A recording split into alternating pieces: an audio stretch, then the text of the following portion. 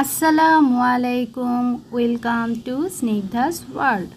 Welcome Snigdha's ওয়ার্ল্ডের নতুন আরও একটি ভিডিওতে। তো জানোই তোমরা যে অসম্ভব গরম পড়েছে, মানে অসহনীয় গরম।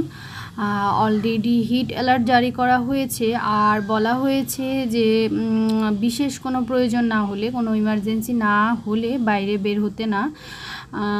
তো এই গরমের মধ্যে স্কুলটা বন্ধ দিয়ে দিয়েছে। আমি ভীষণ খুশি হয়েছি, খুবই ভালো হয়েছে, কারণ এই গরমের মধ্যে স্কুল করা বাচ্চাদের জন্য ভীষণ কষ্টকর।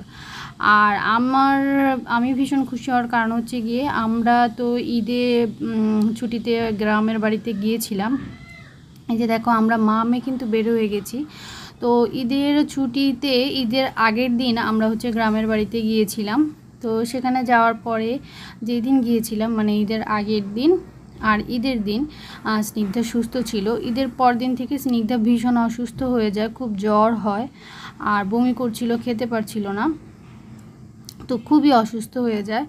তো সেভাবেই আমরা গিয়েছিলাম গ্রামে, ওষুধ টষুধ এমনি খাইয়েছি ওকে আমি। তো 16 তারিখে আমরা ঢাকায় ব্যাক করি। স্নিগ্ধার স্কুল খোলা ছিল 17 তারিখে, আর স্নিগ্ধার ফার্স্ট টাইম পরীক্ষা ছিল 23 তারিখে। তো এই ব্যাপারটা নিয়ে ভীষণ টেনশনে ছিলাম। 17 তারিখে মানে 16 তারিখে আসার পরে 17 তারিখ স্কুলে দেইনি, বাট 18 তারিখে স্কুলে আমি দিয়েছিলাম। কারণ কি পরীক্ষার আগে যেহেতু একদমই সময় নেই, 2-3 দিন হাতে, যা পড়াবে রিভিশন দেওয়াবে সেটাই গিয়ে মানে বাচ্চাদের আর কি মাথায় ঢুকবে। তো সেজন্য স্কুলে দিয়েছিলাম। আর অনেকটা গ্যাপ পড়ে গিয়েছিল এদের ছুটিতে, তো বাচ্চারা তো প্র্যাকটিস না থাকলে পড়াশোনা সব ভুলে যায়। তো সেজন্যই স্কুল করাটা জরুরি ছিল, এই জন্য স্কুলে দিয়েছিলাম।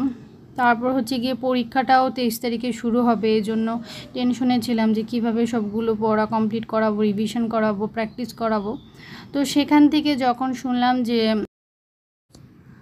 তো স্কুলটা বন্ধ দিয়ে দিয়েছে, তো তখন খুব ভালো লাগলো যে অনেকটা সময় পাওয়া গেল। মেয়েটা এমনি অসুস্থ, একটু সুস্থ হবে এবং পড়াশোনার চাপটাও একটু কম পড়বে।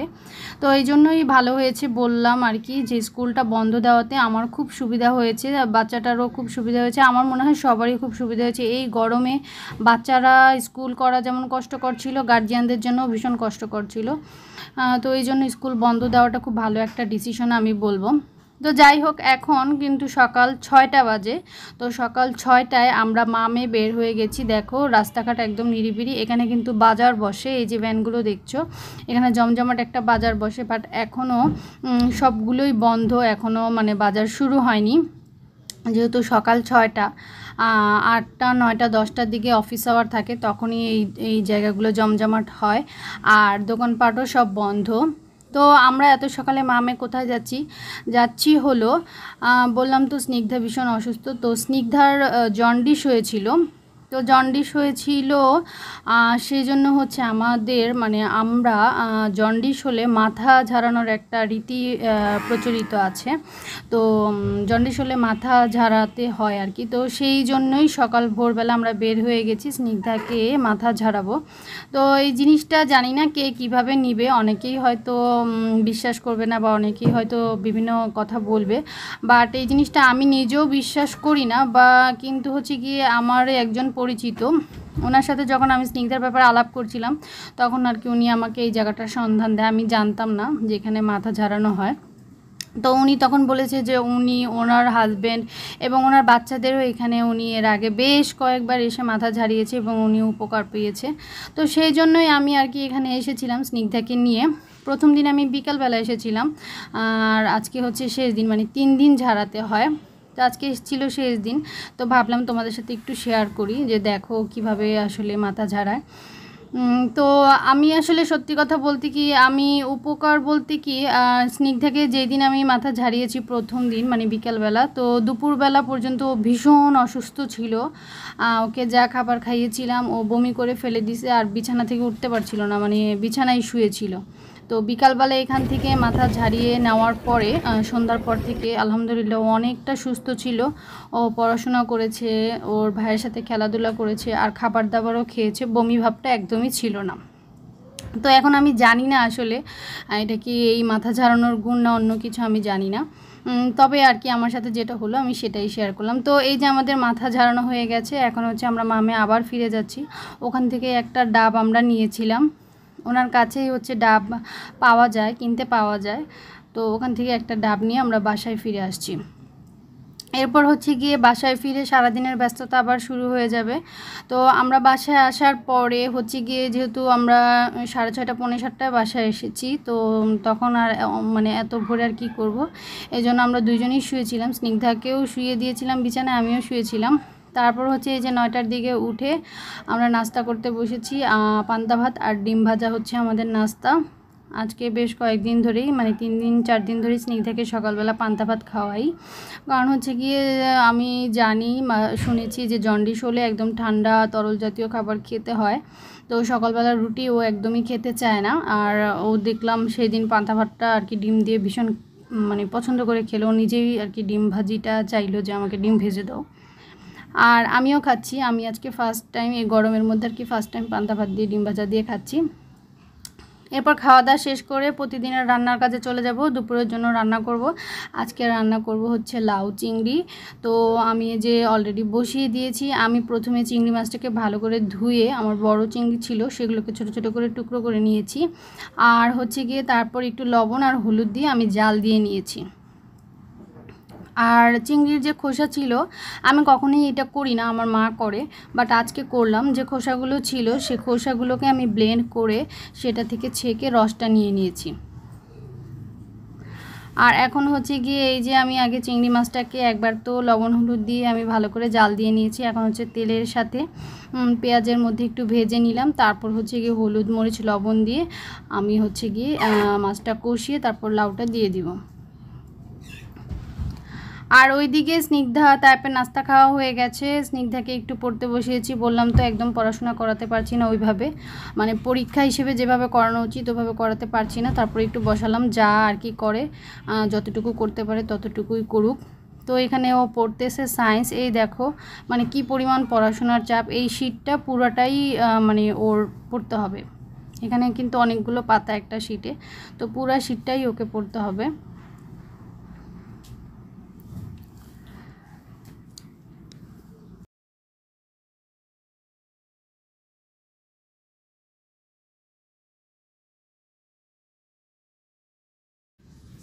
এই তো ওইদিকে স্নিগ্ধা পড়ছে, আবার চলে আসলাম রান্নাঘরে। সকালে নাস্তা খাওয়ার পরে আমার ছেলে পেঁপে করছে, পেয়ারা খাবে পেয়ারা খাবে, তো ওর জন্য একটা পেয়ারা কেটে নিলাম ধুয়ে পেয়ারাটা ছোট ছোট করে টুকরা করে নিলাম। এখন আমি এটাকে হচ্ছে কি সুন্দর করে একটু মেখে দিব ওকে।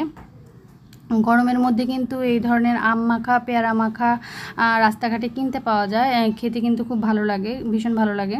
তো আমি মনে করি রাস্তায় কিনে না খাওয়াটাই ভালো। বাসায় যদি এভাবে নিজেরা মেখে খাওয়া যায় সেটা অনেকটা স্বাস্থ্যকর হয়। আর এই গরমের মধ্যে রাস্তার খাবারটা অ্যাভয়েড করাই আমি মানে ভালো মনে করি। তো এখানে হচ্ছে পেয়ারাটার মধ্যে আমি একটু লবণ দিয়ে দিলাম আর চিনি দিয়ে দিলাম, যেহেতু আমার বাচ্চাটা খাবে তো চিনি দিলে ও খেতে মজা পাবে, তো এই জন্য একটু চিনি দিয়ে দিলাম। আর হচ্ছে এখানে আমি কাসুন্দি দিয়ে দিচ্ছি, কাসুন্দি দিয়ে ভালো করে মেখে দিব, তাহলে খেতে ভীষণ মজা হয়।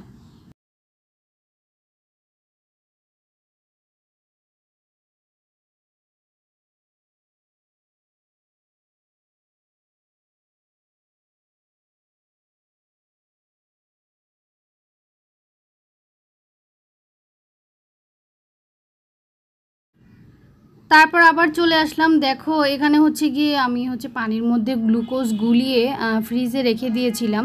এখন হচ্ছে স্নিগ্ধাকে খেতে দিব, এই জন্য হচ্ছে আমি একটা লেবু চিপে দিচ্ছি গ্লুকোজের পানিটার মধ্যে, তাতে হচ্ছে খেতে একটু স্বাদটা ভালো লাগবে। স্নিগ্ধা গ্লুকোজটা একদমই খেতে চায় না, তো আমি লেবুটা চিপে ওকে দিব খাওয়ার জন্য এখন। আর হচ্ছে বাকিটা আবার ফ্রিজে রেখে দেবো স্নিগ্ধার আব্বুর জন্য। এই সময় তো পানি প্রচুর পরিমাণ খেতে হয়, এই জন্য আর কি এটা সেটা গ্লুকোজের পানি, তারপরে হচ্ছে স্যালাইন ডাবের পানি এগুলো খেতে দিচ্ছি। আর এই দিকে আমার লাউ চিংড়িটা অলমোস্ট হয়ে গেছে, দেখতেই পাচ্ছ। এখন হচ্ছে আমি চুলা থেকে এটাকে নামিয়ে নিব, আর হচ্ছে যত তাড়াতাড়ি সম্ভব রান্নাঘরকে বিদায় জানিয়ে দিব। কারণ হচ্ছে এই গরমের মধ্যে আসলে রান্নাঘরে আর থাকতে ভালো লাগে না, এই জন্য আজকে বেশি কিছু করব না, শর্টকাট শুধু লাউ চিংড়ি করব আর আম দিয়ে ডাল রান্না করেছিলাম সেটা আছে, তো আর কিছুই করব না, এগুলো দিয়ে আজকের খাবারটা চালিয়ে দিব। এই যে আমার লাউ চিংড়ি নামিয়ে ফেলেছি চুলা থেকে, হয়ে গেছে। আর হচ্ছে গিয়ে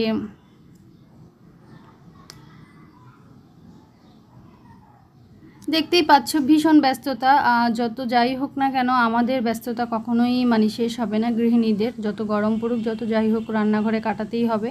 আরও অনেক কাজ আছে, কাপড় ভিজিয়েছি, কাপড় ধোয়া, আরও অনেক কাজ আছে, বাচ্চাদের গোসল করাবো। তো যাই হোক আজকের ভিডিওটি এই পর্যন্তই ছিল। যারা এতক্ষণ পর্যন্ত আমার সাথে ছিলে তাদেরকে অসংখ্য ধন্যবাদ জানাই। আর আমার চ্যানেলটিকে সাবস্ক্রাইব করে নোটিফিকেশন বাটনটি অন করে দিবে, তাতে আমি যখন যে ভিডিওটি আপলোড করব সাথে সাথে তোমাদের কাছে নোটিফিকেশন পৌঁছে যাবে। আর আমার ভিডিওটি ভালো লাগলে লাইক কমেন্ট করো। সকলকে টাটা, বাই বাই।